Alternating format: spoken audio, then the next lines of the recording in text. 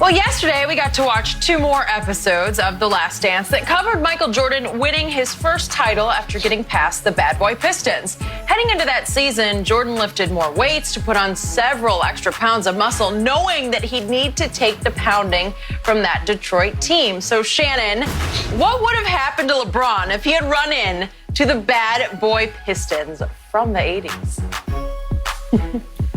Jenny, Skip, you've heard me say on several times, I've heard people say the greatest asset that an individual or animal can have is not size, it's not strength, it's not speed, it's not height, it's not size, it's adaptability.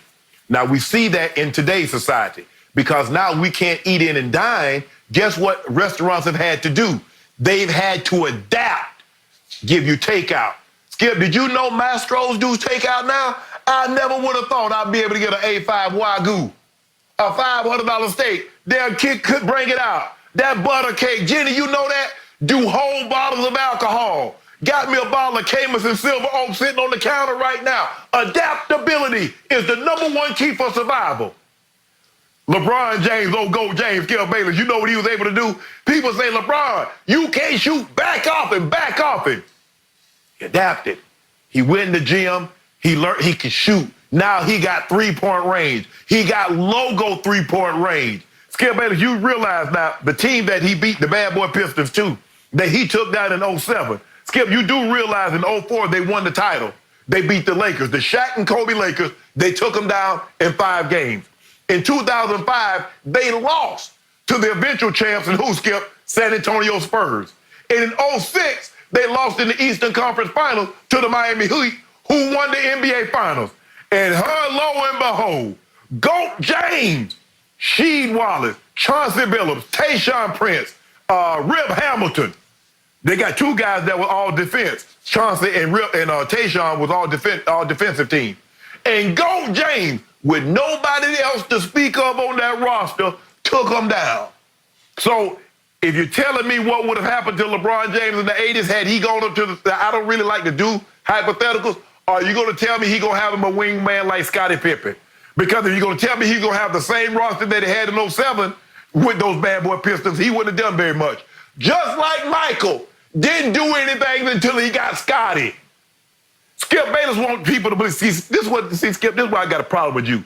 You want to make people think that Michael Jordan pole vaulted the big 3 Celtics, pole vaulted the Bad Boy Pistons all by himself when you know he didn't do that. So I would have no problem. LeBron James broke up a lot of dynasties. He broke up the Bad Boy Pistons too. He broke up the big 3 Celtics. He broke them up when they went to Jersey. You know that. And he forced the Warriors. The Warriors went and got KD. Begged KD up in the Hamptons. I don't even know how they got in there because the Hamptons is a private. You know, you got to have security. You got to have a special code to get up in there. And they came in and interrupted that man's vacation. So GOAT James would have had no problem, Skip. How did the mailman do, Skip? So you talk about a guy that's 6'9", built like mailman, and can handle the ball like Magic. He would have been just fine. He probably would have got through a lot sooner than what Magic did. Michael did. Now that you're talking about it, Skip Bayless, they wouldn't have had the reign as long as they had GOAT James been in the late 80s.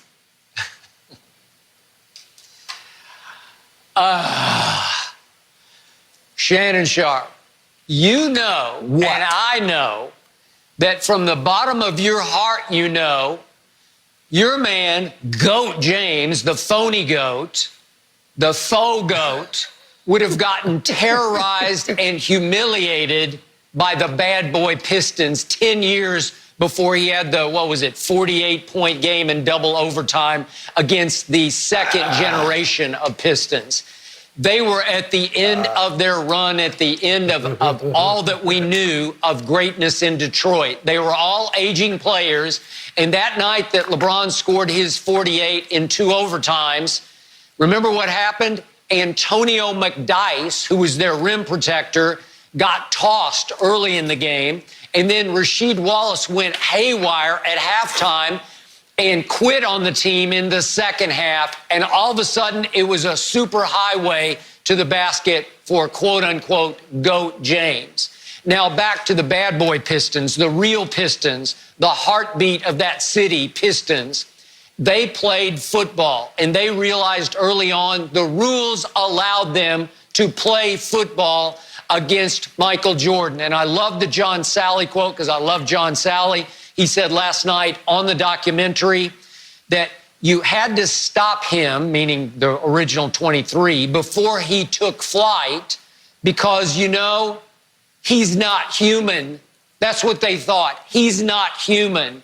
Everybody knows that LeBron is all too human, but not this guy at that moment. Dennis Rodman said in the documentary, we tried to physically hurt Michael Jordan. And then Sally said again last night on SportsCenter after the documentary that we were essential to Michael becoming Michael because if he could get through us, he could get through anybody. And Sally went on to put in perspective, in those days, superstars didn't get special treatment. Nobody got special treatment, and nobody tried to flop. Flopping was not allowed. It was against the unwritten rules of basketball. That got brought in by some of the great Euro players, and I will give you this, starting with Manu Ginobili. They taught everybody how to soccer flop. But back in those days, late 80s, against the Pistons, you had to take it and get back up and take it again and get back up. And it was a great point that Michael had to teach everybody. We can't fight back because once we start fighting with them, they got us because we're off our game, we're distracted, we're playing their game. And it wasn't until Rodman shoved Scotty into the first row that Scotty just sat there and looked around and said, okay, that's fine, and calmly got up and walked to the free throw line and made his free throws. That's when Sally said, it's over. If we can't get in their heads, we can't get them with our bodies. So to me, it would not have been a pretty sight what they would have done to a LeBron James who was not nearly as mentally tough as Michael Jordan is. This is the all-time cold-blooded assassin, Michael Jeffrey Jordan, and he took so much punishment, finally put on 15 pounds of muscle, and started giving it back to the Pistons because they knew they couldn't beat him at basketball, but they had a chance if they could get away with playing football. And once the rules changed, it was over for anybody of LeBron's ilk because then you can get away with whatever you want to get away with offensively. They won't allow you to play football anymore. And can you imagine? They would have figured out on LeBron, well, he's a lousy free throw shooter for a quote-unquote superstar. They would have just put LeBron on the line again and again and again. They would have beat him up. He would have started feeling like, I can't do this, I quit. He would have shot as usual 68% from the free throw line, and they would have just kept making him shoot 68%. The three-point shot was not valued or favored at that point, so it wasn't a thing yet. So I don't think LeBron could have even leaned on, I'll just pull up and shoot some 30-foot three so that nobody can criticize me. So I'm sorry, Shannon. It would have gotten very ugly for LeBron James, late 80s versus Bad Boys. I love how you try to do LeBron because you said these Bad Boy Pistons, too, were on their last leg. But you forget that the Pistons were the original Bad Boy Pistons had battled the Celtics for 3-4 straight years in the Eastern Conference Finals. They were on their last leg because, as a matter of fact, Skip, did they even make it to another Eastern Conference Final after they lost to the Bulls in '91? Did they ever make it to another one? No. So they were done. Was the end of them. So Michael got the end of them.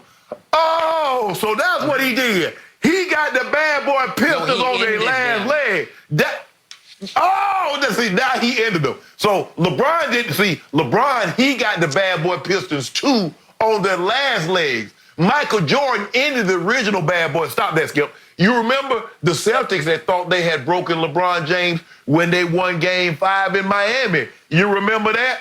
All that Kevin Garnett and Paul Pierce bumping them gums. And then all I saw was my man had his hands. Skip, you saw it. He was leaning down, had his hands on his shorts, and his eyes were shifted left to right.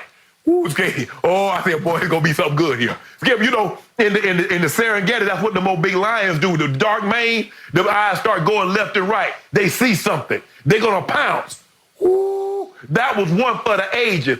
45, 15 and 5, and then he took it back to game 7, 31 and 12. Get up out of here. And the Big 3 Celtic 2.0 was never no more. They took their show on the road to Jersey. We bust them up with Joe Johnson and a Williams kid.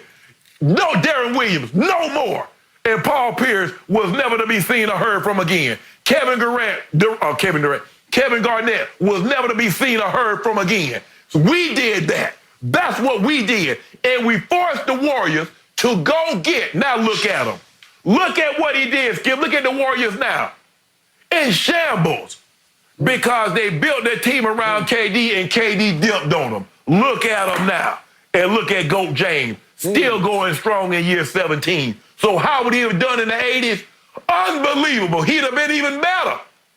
That's what Isaiah said. Guys like Kevin Durant and LeBron James would have been historically great in the 80s, 90s, the 70s, the 60s, the 40s. So stop this notion, Skip Bayless. You ought to be ashamed of yourself. You keep... Yeah, are we talking about the same LeBron who did have a very good series bouncing back versus those Celtics after the finals before when he suffered the all-time superstar meltdown we've ever seen against the Dallas Mavericks in games 4, 5, and 6? Is it that same GOAT James, quote unquote? Yeah, Skip. I remember the 81. Do you remember the 81 finals?